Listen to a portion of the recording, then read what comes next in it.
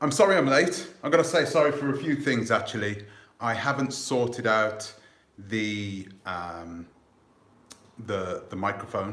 I couldn't find the wire for it.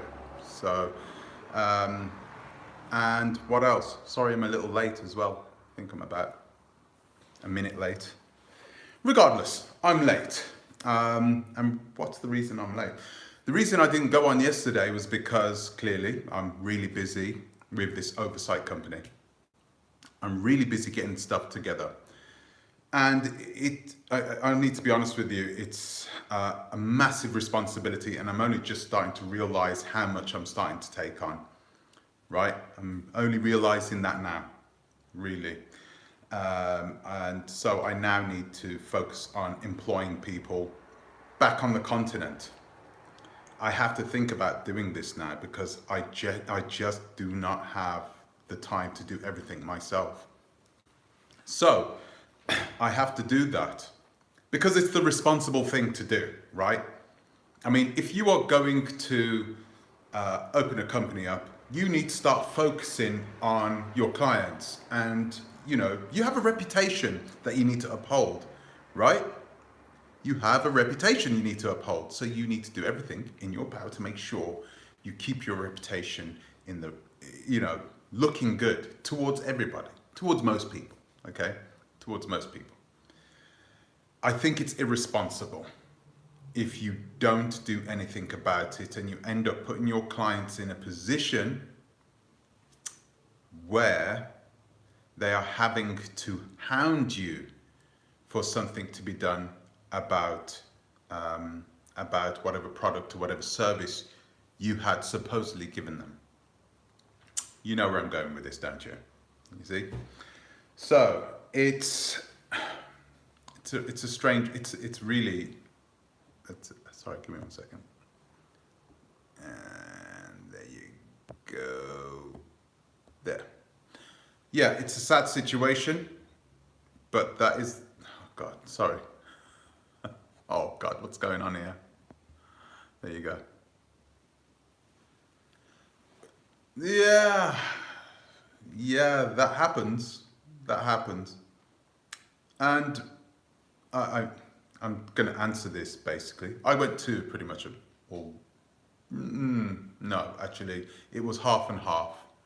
So my school in the UK had a mix of both black and white children. And it was nice actually. By the time I left there, it was predominantly black school. So I was quite lucky. I count myself as lucky. Hello, Katie. Hello, Trey. So, where are we going with this? Well, I've got a few things which have come up about Brexit and about the organisation. All right, found a few things out, and some of the things that I've found out have blown my mind. Okay, but I don't think it's fair that I tell you. Right? I think if we need to get a good look at the Brexit organisation and how they run it, the things they do inside the Brexit organisation, right? The best way for us to get a good picture of the way they run their business is by speaking to somebody from inside the organisation. So, tomorrow, and I know you guys are going to think that this may be not the best source of information, but it's all we've got. Tomorrow I'm going to interview Kwesi Boyd, and he's going to tell me he's going to give me a little bit of an insight into how things are run inside the Brexit organisation. He's also going to tell me a lot, and boy, no man, I can't believe we're going down this road again. He's also going to tell me about, he's also going to tell me about why all this scamming is going on inside the Gambia. He's going to be open, he's going to be honest. He doesn't have much to do with that kind of, I think he's still doing some sort of land deals or land businesses. I didn't really look too deep into it. So this is what I'm saying, you know, we need to, if he does tell us something, we need to do more research. We need to look at what he does tell us, and then we need to try and compare it with the outcomes, the way these clients, these former clients of Blacksit, the way they've been treated, right?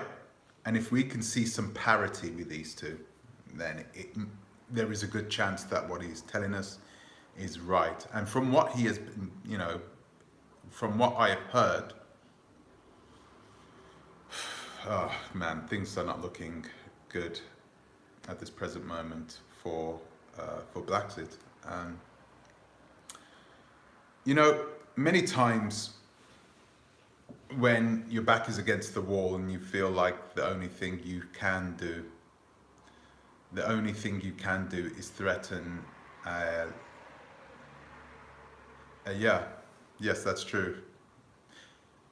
The only thing you can do is threaten lawsuits and so forth. So I think somebody threatened a lawsuit. No one directly threatened a lawsuit at me, but I think she said something about having the Blacksit logo used or something, which is really strange because it's not trademarked, and I even checked it in the UK trademark registry.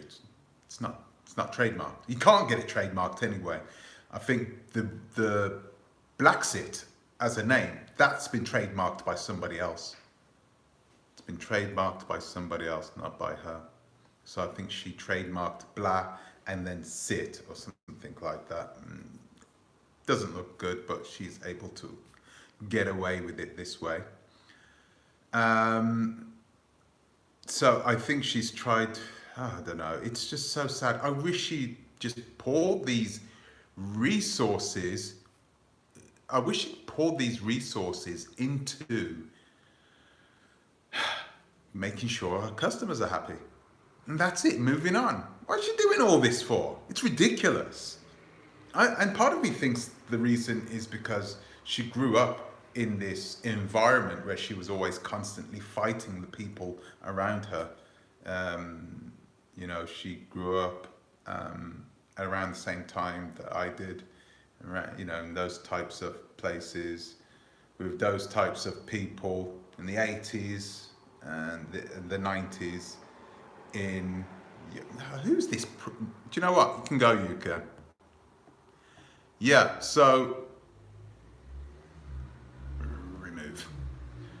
So you have this person clearly who has gone through a lot of turmoil back in the UK.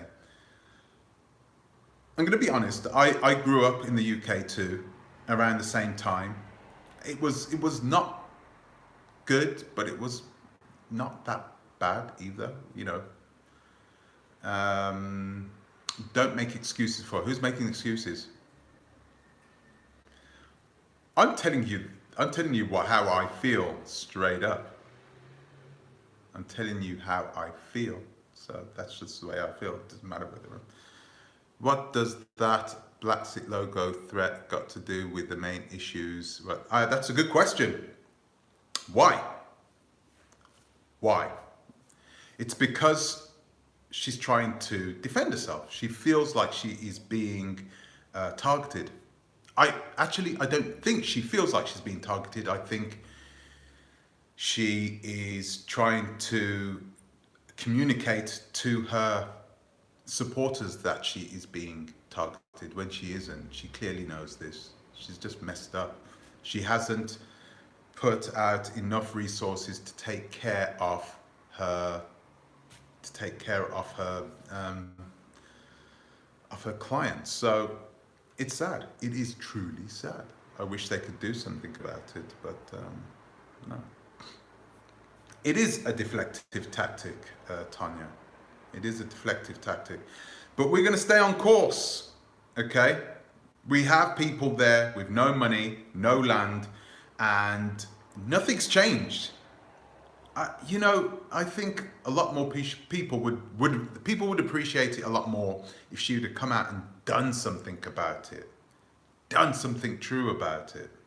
But she hasn't done anything. It's so, so sad. I wasn't expecting that from her. So anyway, I'm going to talk to you a little bit about her, actually. So we're going to talk, we've spoken about her, but clearly there's going to be a lot of insight when Kwesi speaks with us tomorrow, right? He's going to tell us exactly how things went on in the Black Sit organization. I remember, okay, you've got to remember this as well. He came into the Black Sit organization quite early on, right? He came in quite early on. So he will be able to give us some really good insight into how things worked. So it'll be interesting. I haven't said a lot of nice things about him, so I appreciate the fact that he has come on board anyway and wants to talk about it. I've told him that he needs to remain calm. He needs to be articulate in the way he speaks, because I want him to come across as if he's not just defending himself. I just want him to talk to us and tell us how this organization has come to the point in which they have 13, 14, 15 people without money and without any land. Okay, so that's one thing. Another thing I want to talk about today is the capital gains tax. Okay, so this is why I'm trying to keep this short. I haven't put us on StreamYard or anything. I'm trying to keep this one short because the capital gains tax could be possibly part of the reason why things are taking so long with Black Sit in giving the land to the people. Okay, so what's happening? The capital gains tax. So are we all clear with what capital gains tax is? Okay, so capital gains tax is what it says on the tin. It's tax that you pay on the amount of equity that you have built up in your land or in your property, you know, over the years that you've owned it. Okay, so you have to pay a portion of that towards the Gambian government. You have to do it in the UK too. Okay, it's quite normal. Yeah, that's what that Lamin lawsuit, Gambian, yeah. Exposed videos about Black Sit's lies. I'm still sitting here hoping it's, actually, I can't even defend what she's done at all. It's indefensible. It's indefensible, right? Some of you guys have been saying it's indefensible. I had another message today saying, oh, wait a minute, questioning my company as well, questioning oversight. How can oversight work, you know, in the Gambia? How can you work on the continent when you're not paying taxes on the continent? I'm like, what? Clearly somebody that doesn't understand how our company is set up. So we're a British company, and we're a British company for a reason, and that is so we can take advantage of the best insurance services on the planet. There you go. So, and like I said, our clients come first. They come before, you know,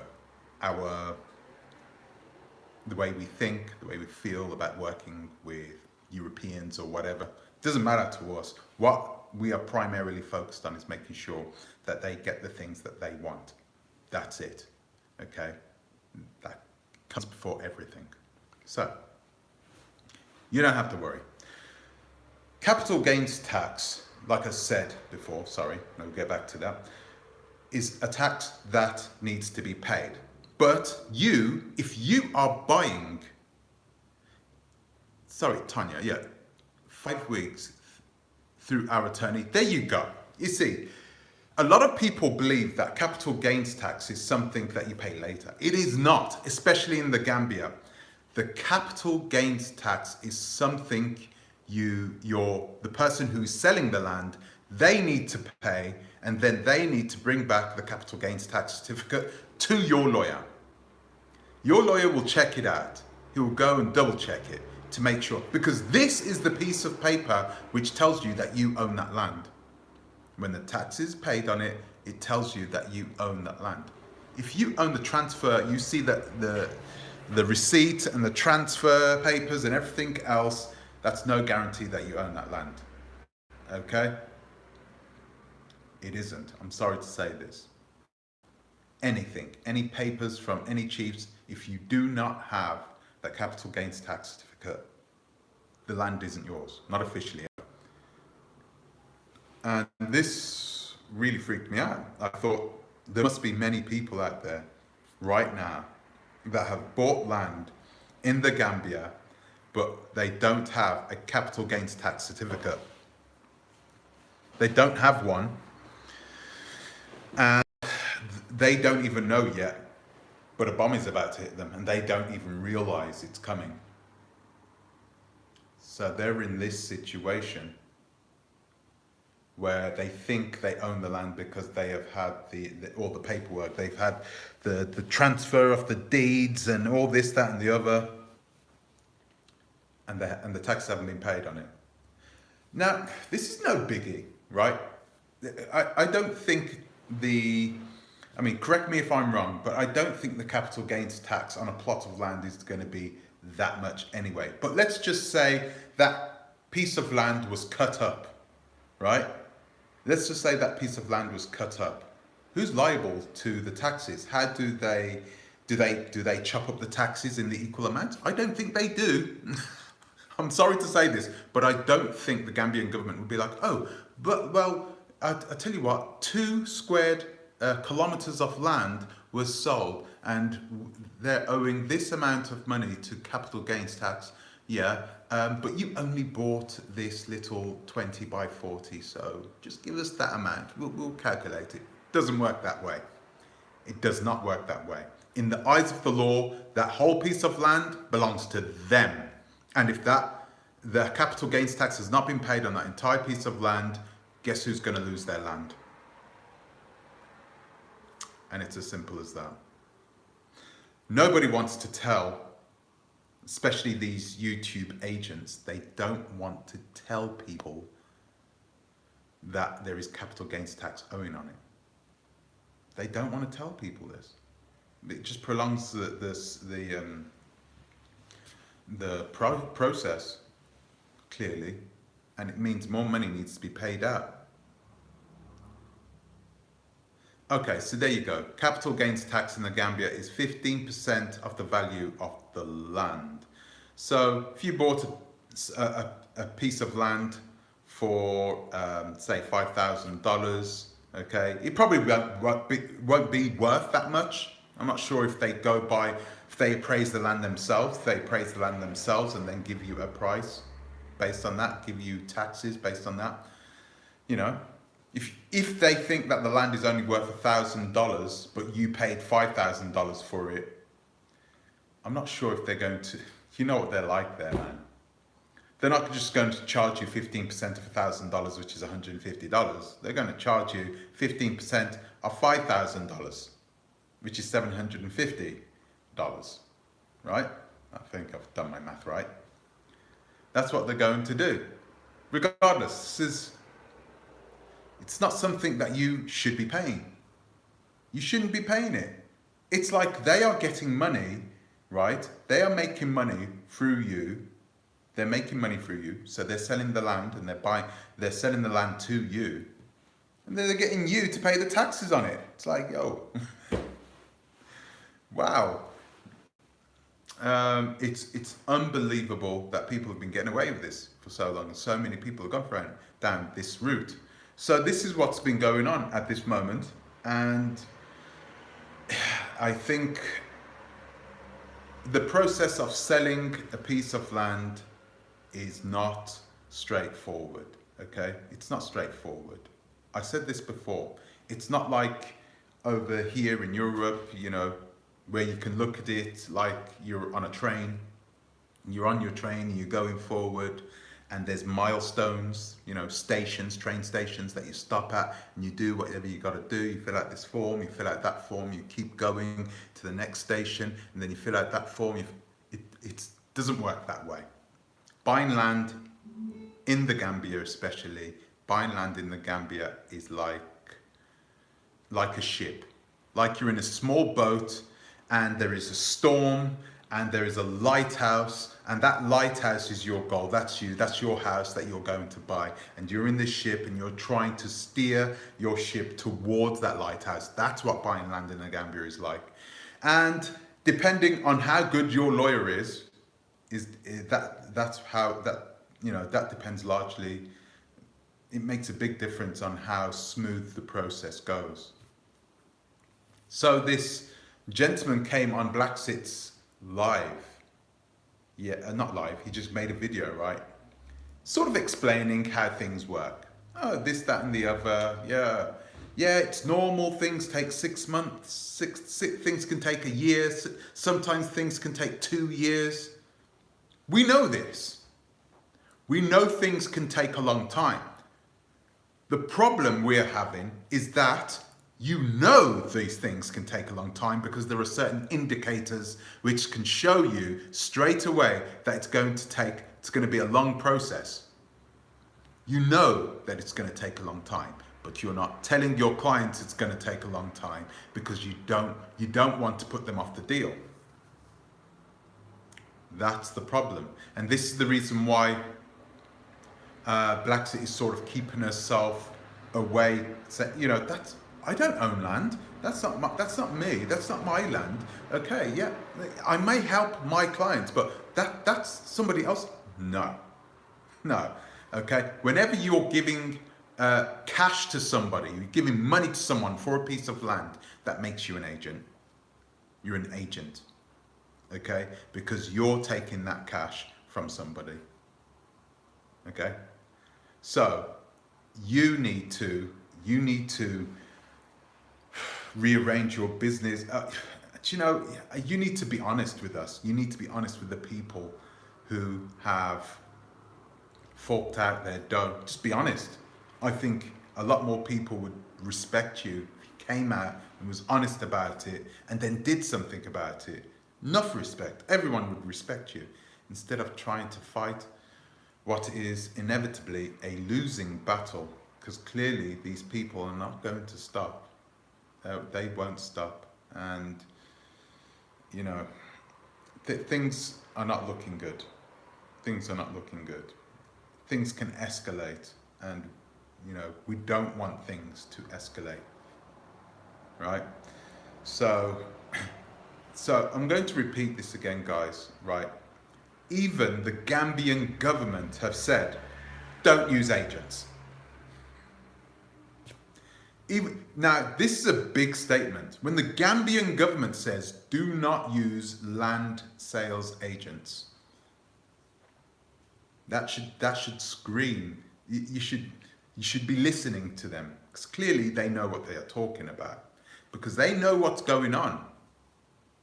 Right? They know what's happening in the Gambia. It's not like they're completely clueless about the ongoings in the Gambia. They know what's going on. So if they're telling you don't go through an agent, you know, the reality is what you want, right? You want less people in the chain as possible. So you need one good lawyer, and that can be difficult to find in the Gambia. Okay, because sometimes you'll have to go through other people. You'll always have to go through somebody, you know. Let's have a look. The agent I bought from did the same. Gambia Global TV. I did not realize. Oh, capital gains tax was unpaid. No, I didn't know that. Katie, I didn't know that. That's horrible. I wonder why this is what I mean. Did you see that comment? And this is why you need a good lawyer.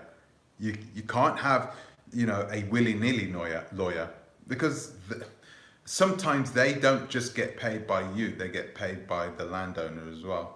They may even be related to the landowner. You don't know. You don't know. And this can be a massive problem. This is why You know, a lot of people are going around looking to find the cheapest lawyer. You can't do that. You pay peanuts, you get monkeys. I promise you that, and this really does mean something there in the Gambia. It's better just to shell out, bite the bullet, get yourself a good lawyer. In fact, I don't even know why I'm saying get yourself. We have lawyers. We have lawyers, and we are very careful, very, very careful with who we have chosen. We've only got one. Actually, we've got two lawyers in the Gambia, and they are very, very trustworthy. And I know one of them is trustworthy beyond anything because of a private conversation I had with a British man in the UK, and from Birmingham actually, and he was so funny, telling me how this guy, it's a woman actually, how she went after some of these scammers herself. She scares me. So we have a lawyer who just has an absolute hatred for scammers, a hatred for it. We have a lawyer who would do this for free if it means throwing these scammers in prison. So it's really, I'm honoured. I'm happy to have been blessed with one lawyer like that. The other lawyer is also very, very good because I've been recommended this lawyer by a very trustworthy person, and only one person as well. So yeah, guys, don't go it alone. I will tell you this, I promise you, do not go it alone. If you do that, you're asking for trouble. Please, I beg you, because you need to, you know, if you're crossing over the street, you always look both ways, don't you? You manage what could happen, a threat, a car coming down the road, a motorcycle or something, you manage it there. You're going to buy property and build one of the largest projects that you probably ever will do in your entire life. You need to make sure you manage that potential threat. You do, because you don't know. Sometimes there's nothing to see. Do you know what an ontological threat means? I know it's a long word, ontological threat. An ontological threat is like a threat that you have no idea is coming.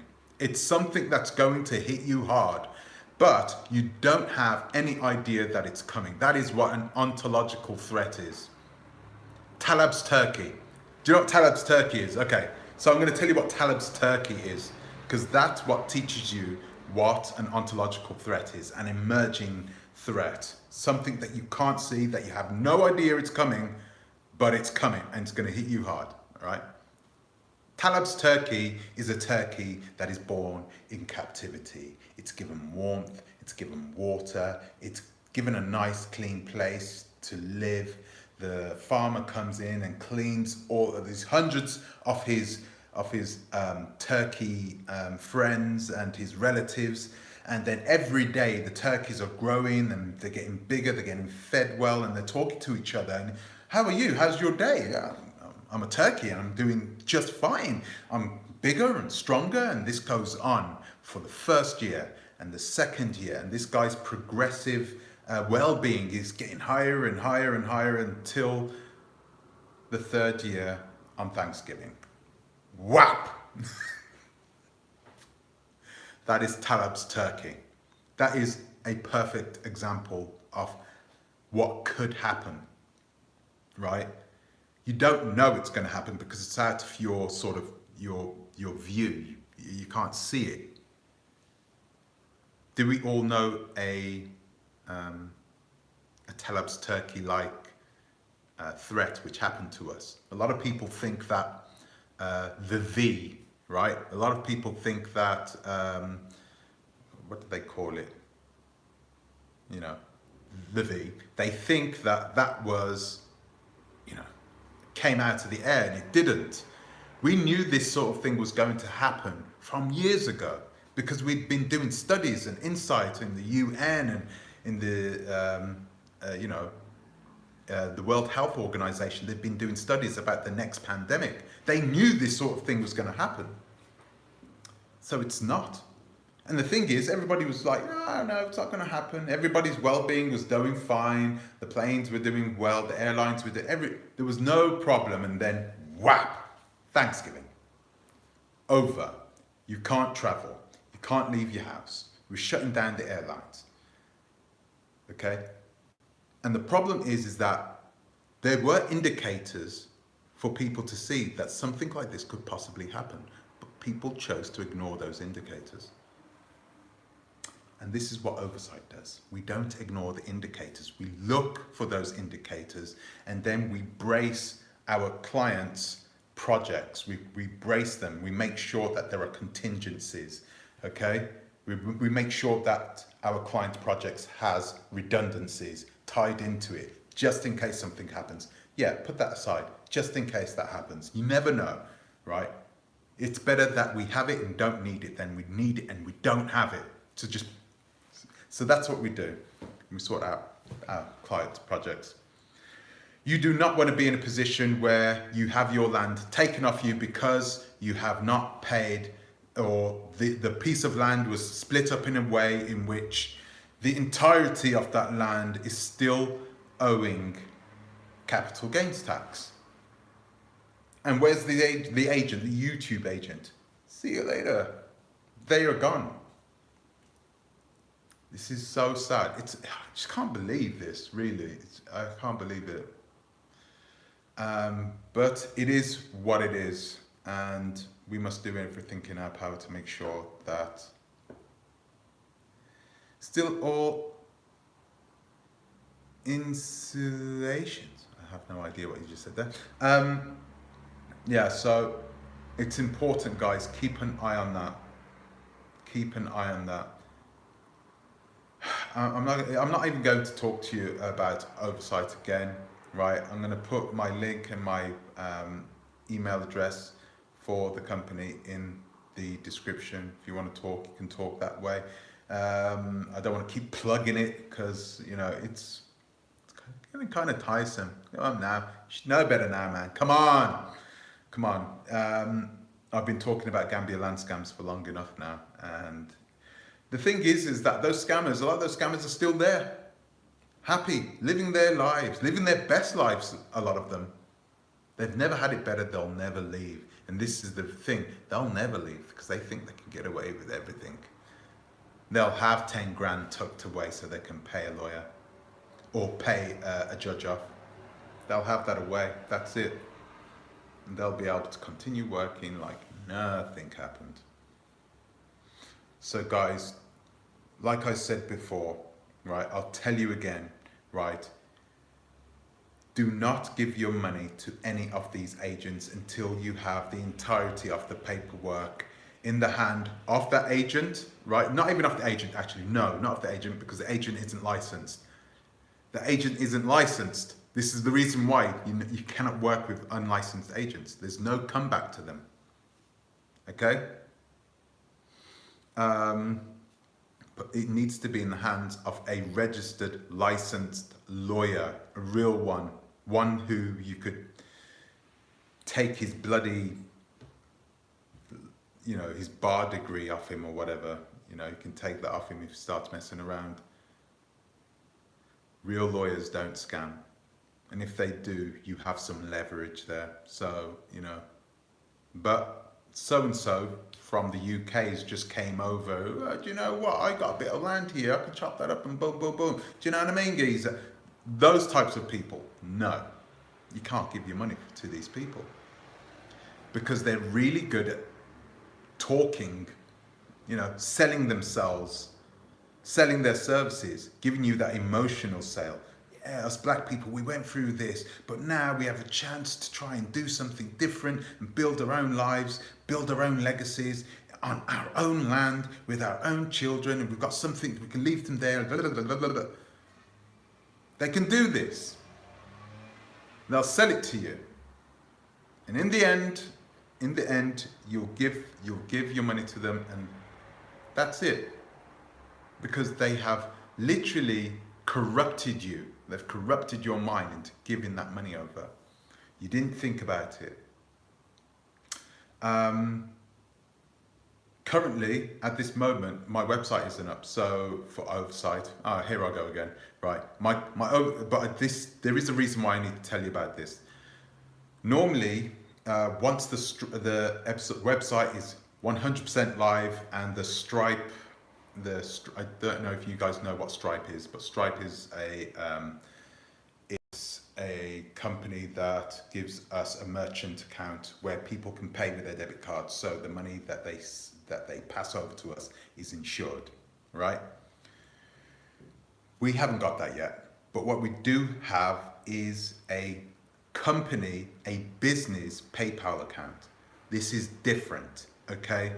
This is not the same as a normal PayPal account that you can go up to and, yeah, do you know what? Yeah, I'm just gonna have a PayPal account. And you can start one up in 5 minutes. No, these guys double check, they triple check, they make sure that your company does what it says it's doing. They make sure that your company's registered, all the rest of it. So we're having to deal with that for now, but it still gives our clients that layer of protection from everyone, and it puts them in a position where they don't have to shell out tons of money to some lawyer. Think about it, right? If you're going to go with the lawyer, you're going to need to put down, a certain amount so they can do the work that needs to be done. Most lawyers aren't going to make you pay over a 12-month period. We do. So, yeah. Anyway, so that's what I wanted to tell you today, guys. I wanted to keep this one nice and short. Tomorrow, like I said, around 6 o'clock, we're going to have Kwesi Boyd on. He's going to be talking to me about his time at Blacksit and how things work in the Gambia in general. Boy, man, this is going to blow up again. I can see this happening again. I just hope it doesn't, but this is not looking good, because there are going to be people out there that I'm going to talk about tomorrow, and you guys are going to shake your head, because the rabbit hole goes so much deeper than what I first figured. So much deeper. And this isn't just Kwesi talking rubbish. This is some serious stuff. Some real serious allegations, and allegations that I have looked into, and I'm like, yo, man, don't tell me he's right.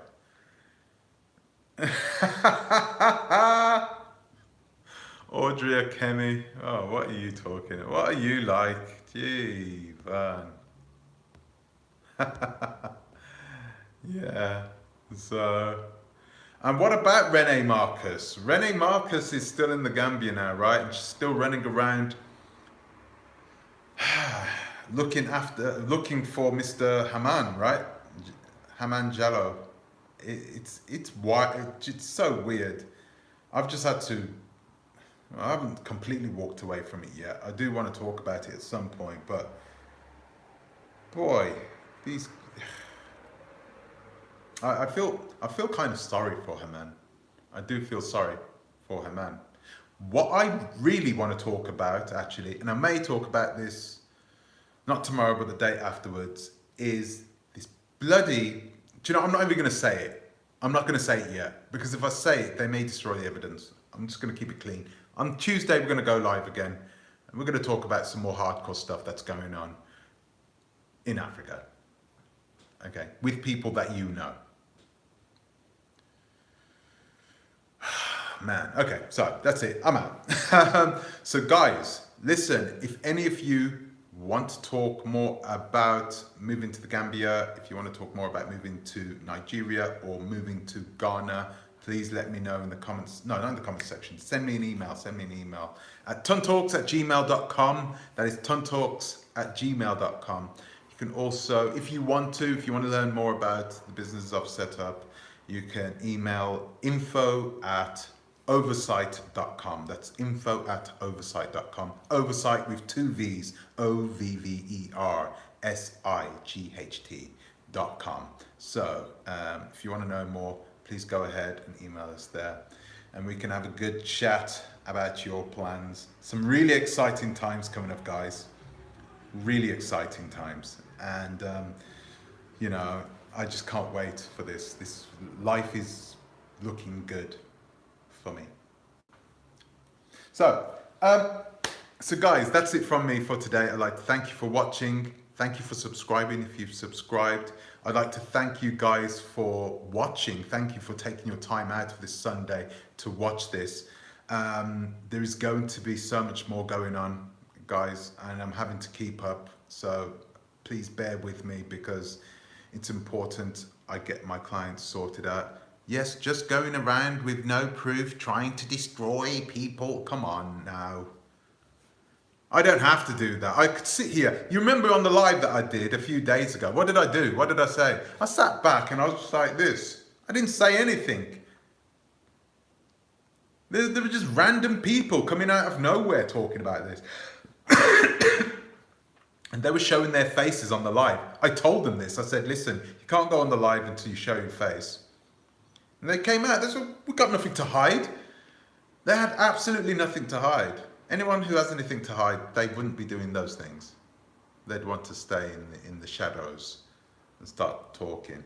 But no, these guys are, I mean, they've sent me the proof anyway, so. So anyway, guys. Annie Jones, bye. So what's the proof? So what is the proof that ES left for the States? When did she move when did she leave for the States? I said she was leaving to go back home because she's homesick. She said this herself. ES is, she should be in that movie, One Flew Over the Cuckoo's Nest, I promise you, because there's something going on. And she's clearly not totally healthy, right? It's like, why would you even play those games for? Hey, come on, man, you're in your mid-40s now. You're gonna keep doing that? It's kind of pathetic. Really was. But what can I say, guys? So I'm gonna leave it there, guys. Thank you, thank you. Then share proof. I did share proof, did I not? Did I not share the proof? I showed it to you on the camera. Actually, there's a video going around with me showing the paperwork on the camera. So yeah, but if you watched that live, paperwork isn't enough. You can get stamped paperwork. You can get it, you can edit that type of paperwork. What's important is that we get a lawyer on the case who will verify that these things are actually happening, okay? Because there's no point in going after these people if they don't actually, you know, well, they do own this money. I do believe them totally, but, you know, this is what needs to happen. So, guys, I'm going to leave it there. Guys, thank you for watching. Thank you for spending your time here. I really do appreciate it. And I'm going to see you in the next one, okay, guys? Thank you. I want to give an extra special thank you as well, because I haven't given a big thank you to my Patreons, all of them. Guys, thank you very much for subscribing to Patreon. I really do appreciate it. And, you know, it's not a huge amount to you, but for me, it does a world of good, because it all goes back into this channel, okay? It's nice. I'm going to get a new microphone, by the way, with the Patreon money. A new microphone. So no more tiny microphones like this. I'm going to get a proper, nice microphone so you guys can hear me loud and clear. Okay? So guys, that's it from me. Thank you very much. Last time now. I'll see you in the next one. Until the next time, please think twice. Ta-ra a bit. Take care, guys. Thank you. Thank you for joining me. Oh gosh, how do I stop this? Oh dear. Wow, there you go.